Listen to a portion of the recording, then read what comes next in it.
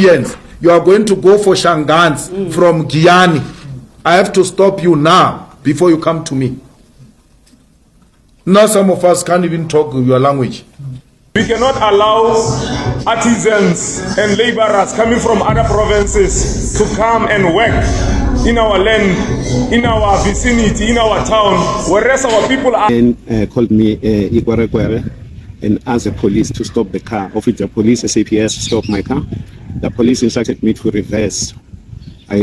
Charlie, so right now it is crazy. South Africans are now going after their own people. Bro, they are going after their own people after chasing away African immigrants. They are now going after their own people. Like, Charlie, what is happening in South Africa? I want to understand what is now. The thing is, if you are a South African and you are from, let's say, Johannesburg, and you are working in Durban, they are sacking you from Durban to go back to Johannesburg because you are not from Durban, so you shouldn't work in Durban. Bro, what is happening? What is the government doing about it? Listen, I don't want to talk much. Let's go into the video, and I have some couple of videos too to show you. Don't forget to like, don't forget to subscribe. You don't lose anything by liking. Just give the video a thumbs up, comment, share, and subscribe.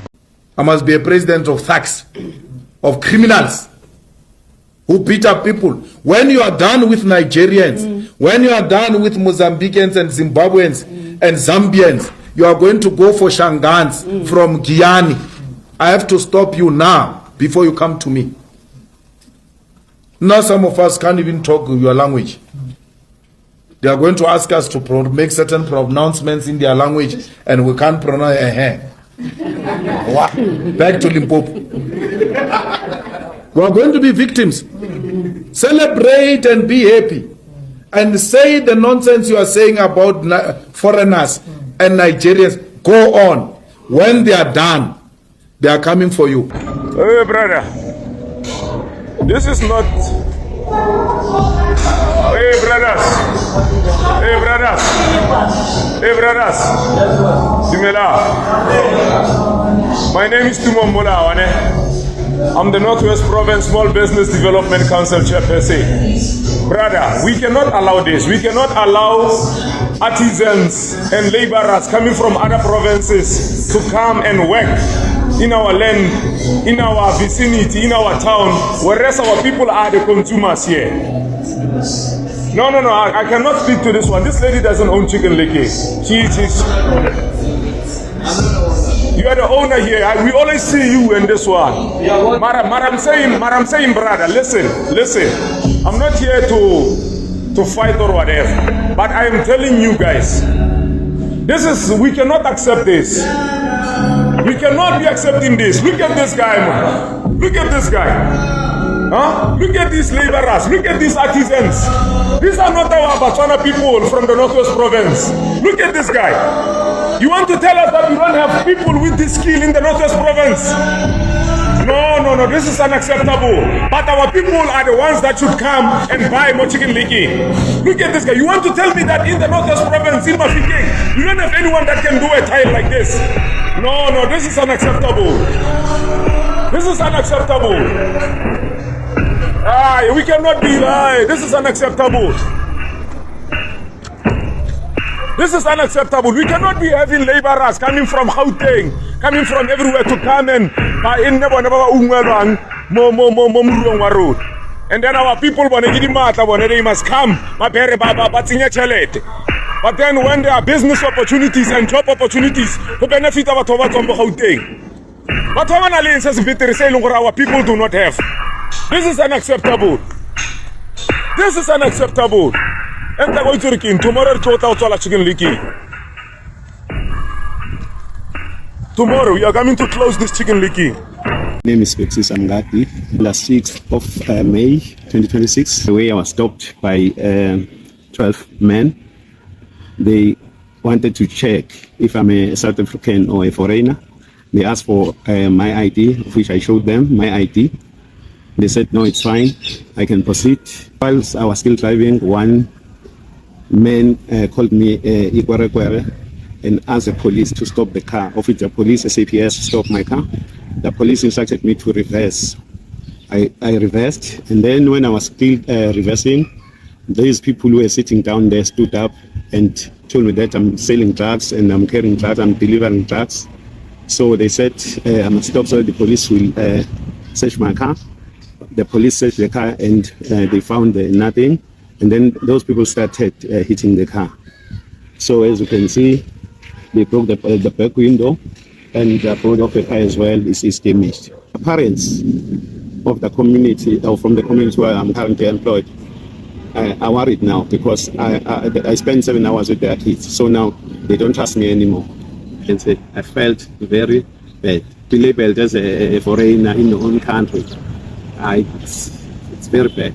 It's very bad. Even when you tell people that my name is Mngadi, and you know Mngadi, so there is no Nigerian whose name is Mngadi. So I was disappointed in the way they handled the matter. So after that, I went to the police station to open a case. So I will wait for my lawyers to give me more instructions in terms of what will happen. I want to know which foreigner took a job from who, because you are here, you are the anchor of the SABC. There is no foreigner who can come here and just take your job and say, from today I'm sitting here. The bosses would have allowed that.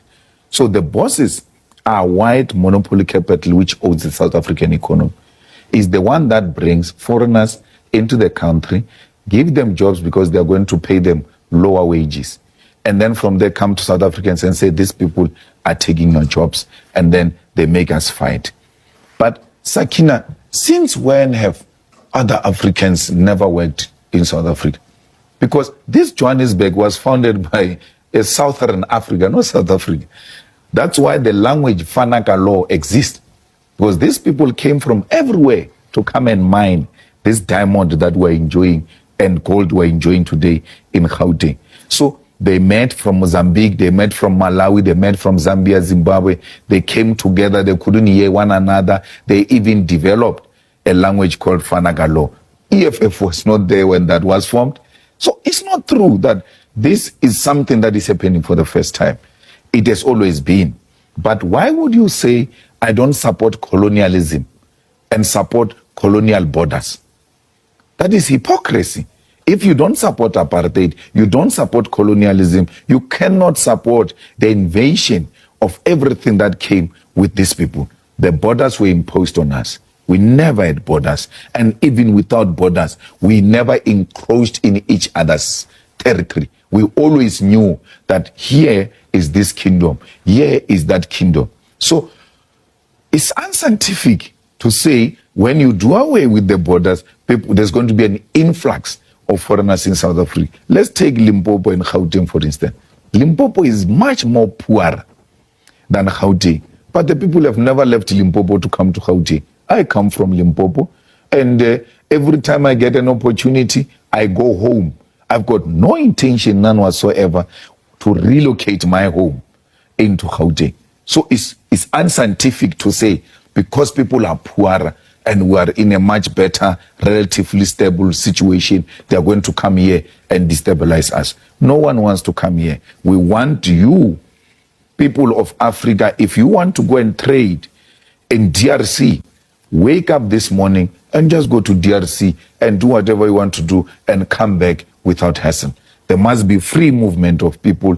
There must be free movement of goods, and Africans must trade amongst themselves, because only through the unity of Africa will we earn our seat on the international table where real issues are being discussed. What will Swaziland go and tell China and say, no, Swaziland and China are equal on what? But once we bring the unity of Africa, both in terms of size of the population and the mineral resources combined, the world will listen to us. Okay. We command more than 85% of the world platinum, ourselves and Zimbabwe combined. During apartheid, not even one of those African countries came to fight with black people. I want everyone watching this video to tag Jacinta Ngobese so we can give her a history lesson. In 1976, the Nigerian government passed the Southern African Relief Fund Act. They basically forced their citizens to pay a special tax called the Mandela tax in order to support South Africa and all the victims of apartheid. These African nationals that we're kicking out of our country, they're very disrespectful. They are very disrespectful. You see what they're doing to us now? They are putting us against white South Africans. They have this deep hatred for South Africans to the point where they want us to fight with ourselves. They're constantly up on the internet saying things like, we never hold white people accountable. We're afraid of white South Africans. We never go to their cities. First of all, white South Africans settled into South Africa. The country of South Africa has been built by people who have been here hundreds of years, thousands of years. An immigrant never builds a country. An immigrant comes to a country that is already built. So there's no Nigerian, there's no Zimbabwean, there's no Malawian, there's no Mozambican that has helped with building South Africa. South Africans have built South Africa. These people came into a country that was already built. So we do not owe them anything. We do not owe them any respect. We do not owe them anything. And this entitlement has to stop. If there's a problem that white South Africans have with black South Africans, or there's a problem among us, we'll fix it ourselves. We do not need your interference. We don't need you to constantly point out, go to the white people, go hold the white people accountable. As a family, as South Africans, we will hold it by ourselves. We will fix the situation by ourselves. We don't need your interference. Okay, we do not need your interference. You guys, white people also settled into other African countries. South Africa was not the only one, but what did you guys do? You chased them out of your country. White farmers were chased out, kicked out of Zimbabwe. One of the reasons why Zimbabwe is suffering today. So you guys want us to do the same thing. You want us to hate South Africans. You are trying to destroy us within. You want us to hate white South Africans. You want us to bully them like you bullied them, like you guys bullied them, like you kicked them out of your countries. We're not going to do that. We're not going to do this. Leave us alone. Let us deal with each other as citizens. We don't need your interference. You'll never find a white South African out here selling drugs to South Africans, to our brothers and our sisters. You'll never find them prostituting our sisters, encouraging our sisters to sell themselves on the streets. It is these African nationals that come into the country illegally, that force us to do these things, that encourage us to do these things, that sell these drugs to us, that bully us and steal our resources and milk our economy dry in our own country. So please, leave white South Africans alone. Leave them alone. We will deal with each other as South Africans. If there's a problem, we will deal with it ourselves. We don't need your interference. Operation Dudula, founded in Soweto in 2021 during COVID. That's important. It was founded during COVID. You remember how everyone felt during COVID. You remember the mentality that people were having at that time, how pent up people were, right? How many people were losing their jobs at that time? How many people were losing their businesses, losing their incomes and so forth? Everybody was locked up in their homes with that quarantine and whatnot. It was a pressure cooker. People were under a lot of pressure, just like it was in the U.S. You remember the protests over there? You had the protests in the U.S. People were burning things. People were stressed out. People were very stressed. People were very desperate. They were angry. And they needed something to blame. They needed some outlet for their anger. So they launched this Dudula, Dudula movement, at that time. Dudula means force out in Zulu. So they march, they blockade clinics, they confront migrant shop owners and so forth. They organize and whatnot. They wear uniforms as if they belong to a military unit. In the 2024 elections, they got 3,855 votes. That's basically nothing. They have basically no actual electoral base, but they still have wall-to-wall media coverage. They have a national platform. They get invited onto news programs so they can explain to the audience why foreigners are evil and have to be kicked out of South Africa. Okay, you don't get that kind of access without editorial decisions being made by those media companies, and you don't get those editorial decisions being made without ownership interests being served by those decisions. You understand? So ask yourself, who owns the media? I said this is a forensic investigation into an arson that is being committed against South Africa. And then in 2025, you had a new movement come out called March and March. It was founded by a woman named Jacinta Ngobese Zuma. She used to work as an anchor on a radio station. And then her contract was not renewed in 2025. And then within weeks of her losing her job, within weeks, she's leading national marches in multiple cities across South Africa. Within months, her movement has become a major political force with full media amplification. You understand? Pause and reflect. Pause and reflect. From job loss, from not getting your contract renewed, to leading a national movement. That's not organic. That's not organic. Nobody builds a national movement within months from scratch just by posting on Instagram. That's not a thing that happens. that's coordinated, that's organized, that has backing. Then you have something called the Patriotic Alliance, led by Gate McKenzie, a former bank robber who built his whole political career on anti-immigrant populism, kind of like a Tommy Robinson type. And his slogan is Abahambe, which means they must leave. He said, this is a direct quote, if he sees a South African, a Zimbabwean, and a Mozambican, if he sees those three nationalities and their patients and they're on oxygen, and he sees a South African who is born and bred in South Africa, he will turn the oxygen off of all of the other patients so that the South African can live. This is a man who's now in the cabinet. He has a cabinet ministry position in the South African government. Imagine, a thug like this, okay? So that's the machine, from the Oppenheimer family's think tank at the top, through AfriForum's Washington lobbying, through the NED, the National Endowment for Democracy, their backing, their civil society networks, their funding and so forth, through the DA's political vehicles, through the Patriotic Alliance's populist wing, through the Operation Dudula, through March and March, their street operations and so forth, all the way down to Leon Schreiber's deportation of 51,000 people a year, okay? This is one continuous chain. Every link performs a different function, but they're all attached to the same thing. They're all attached to the same thing. And that's the biggest irony, subhanAllah. That's the biggest irony. It's almost a parody. You understand? They're all attached to foreign capital, foreign A national capital, to the A national OCGFC, and supposedly they're leading the charge against foreigners in South Africa. I was traveling to Cape Town for the mining endeavor in South Africa. And as we landed, and it was a red eye, so I left at night from Lagos to Cape Town. We arrived at 6 in the morning, and as we arrived, went to the immigration, attended my passport. The immigration officer looked at it, and he was like, "Why is your visa?" And I said, "My visa is there." Unknown to me, my visa had expired the day before. And what happened? Unfortunately, our crew did not check the visas to ensure that the visas were valid. We were there for 4 hours, but at the end of the day, I had to turn back. I was turned back to Lagos. But the issue is, while we were waiting, to see whether we'd be able to get access into the country without a visa, there were like 3 international flights from Europe. All the 3 flights were mostly Europeans. I was standing there by the immigration desk, and each and every passenger on those 3 flights went into Cape Town without any visa at all. I do not have a problem with the fact that I was there without a visa and I was returned. I took full responsibility of that. But I had an issue being an African in Africa, being turned away because I do not have a visa, and foreigners from other continents who are coming in and were allowed to enter without. A whole lot of foreigners are ready to leave South Africa today, but they don't have the means. They do not have the means. They don't have the money. So this message is for Operation Dudula and Match and Match. You don't expect people to deport themselves. It doesn't work that way. So you guys book the flight. Charter up a different flight going to different countries. You'll be surprised how many people. The flight will be filled up in a minute.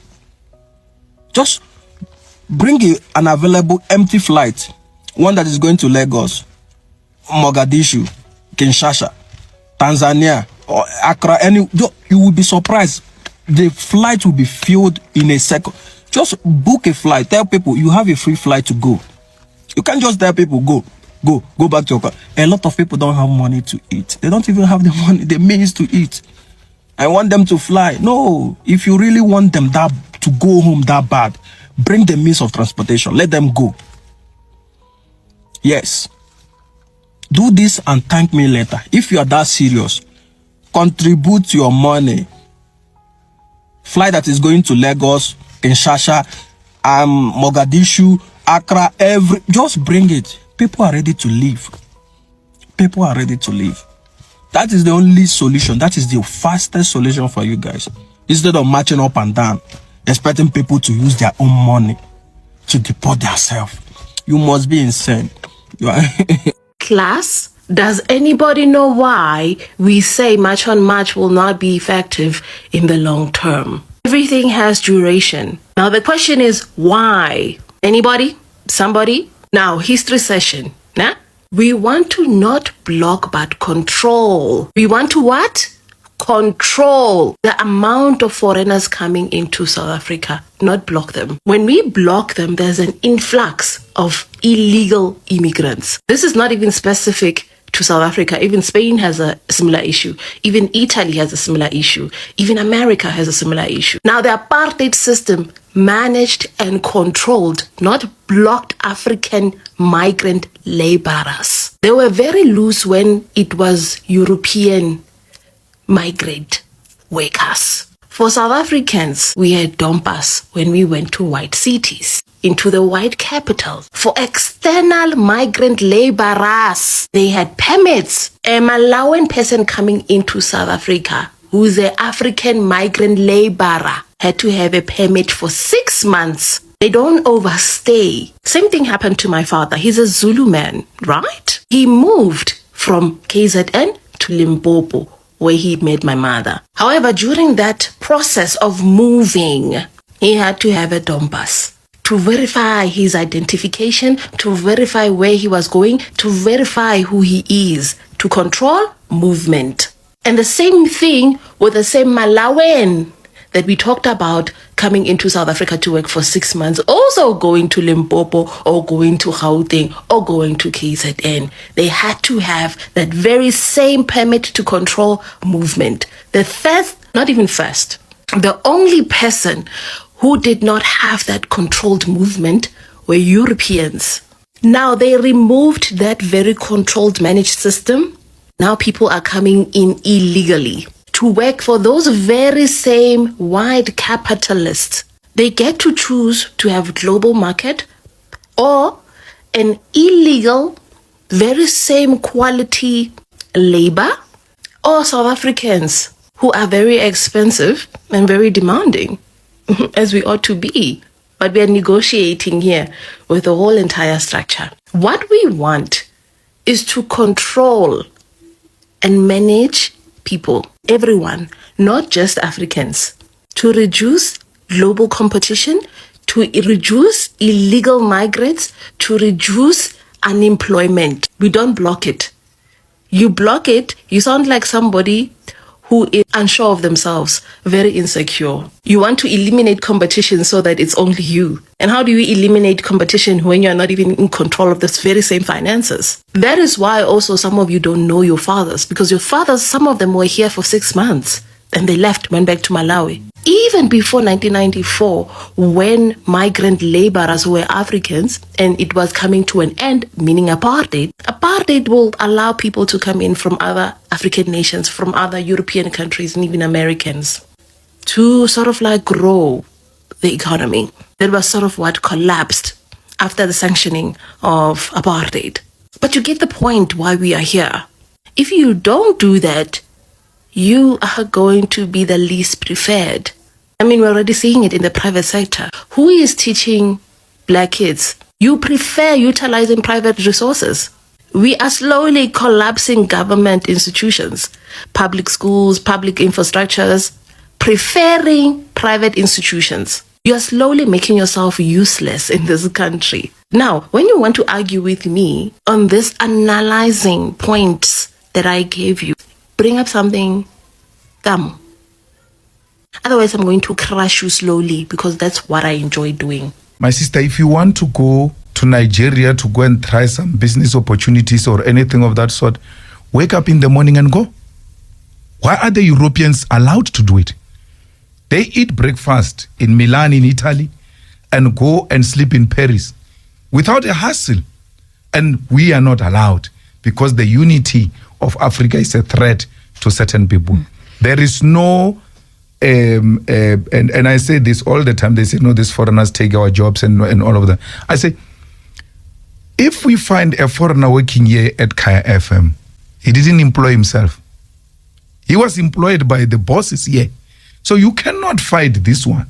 You have to fight the bosses that we must be given a preference, which we agree with. But let's not allow them to make us fight amongst ourselves because they enjoy that.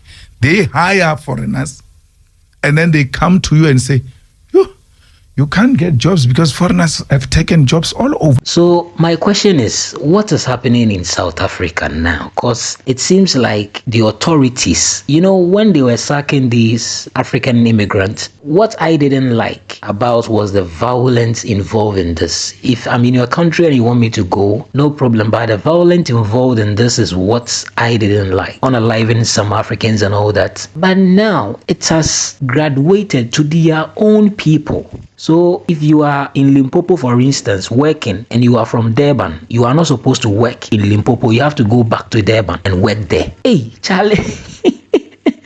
This is crazy. I think Julius Malema said this some time ago, that if you sack everybody, at the end of the day, you guys are going to go after your own people, and it is happening. You see, they don't believe and trust what Julius Malema says, but it is actually the fact. Because after sacking all these African immigrants, who are you going to go after again? It is going to be your own people. And this is something that Julius Malema said. And look at it, it is happening. Bro, South Africans, if you're South African and you are watching this, please let us understand what is actually happening on the grounds. Because this is a video evidence of a South African going into a shop that the people working there are South Africans. Oh, this is crazy. How? Charlie, whatever you think in the comment section, just drop it. Let's know what you think. And if you are South African, share with us, explain to us, because we want to understand what is happening in South Africa. Honestly, thank you so much for watching.